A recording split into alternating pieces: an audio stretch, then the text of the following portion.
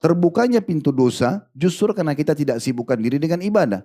Ramadan kemarin memberikan sebuah pesan penting kepada kita. Di saat kita sibukkan diri sepanjang hari kita puasa, malamnya kita tarawih dan diselingi dengan ibadah-ibadah yang lainnya, sedikit sekali peluang untuk mengerjakan dosa. Bahkan sudah tertutup maksimal bagi orang-orang yang betul-betul menutup dari dirinya. Oleh karena itu teman-teman sekalian, sebenarnya kita bisa melakukan itu, bukan tidak bisa. Dan harusnya kita menjaganya. Dan ini ciri orang beriman yang Allah sebutkan dalam Al-Quran secara khusus, mereka adalah ahli surga. Dan mereka segera akan mendapatkan balasannya. Sebagaimana disebutkan dalam surah Al-Mu'minun surah nomor 23 ayat 60. Walladzina yu'tuna ma ataw wa qulubuhum wajilatun annahum ila rabbihim raji'un. Yang artinya dan orang-orang yang memberikan apa yang telah mereka berikan dengan hati yang takut atau khawatir karena mereka tahu mereka akan kembali kepada Rabb mereka.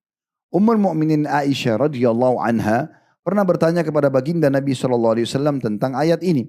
Beliau mengatakan, apakah yang dimaksud itu ya Rasulullah? Orang-orang yang tadinya melakukan zina, mencuri, dan minum khamar? Artinya mereka sudah buat dosa, lalu kemudian mereka takut nanti dosa itu mendatangkan hukuman pada hari kiamat. Apakah itu dimaksud dengan ayat tadi Al-Mu'minun ayat 60? Maka Nabi SAW menjawab, mengatakan, la ya binta Siddiq. Tidak wahai anaknya Siddiq, maksudnya hai anaknya Abu Bakar. Walakinnahum alladhina yasumuna wa yusalluna wa yatasaddaqun wa hum yakhafuna alla yuqbalu minhum. Ulaika alladhina yusari'una fil khairati wa hum laha sabiqun.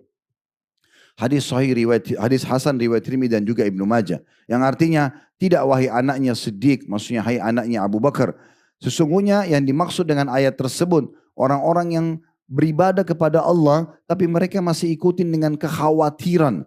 Kekhawatiran jangan sampai diterima amalnya adalah orang-orang yang berpuasa, orang-orang yang terus sholat, orang-orang yang terus bersedekah. Dan dari sisi diikuti dengan rasa takut dalam hati mereka, jangan sampai Allah tidak menerima amal tersebut. Mereka adalah orang-orang yang terus berlumba-lumba dalam kebaikan selama mereka hidup, dan mereka pasti akan segera mendapatkan balasannya.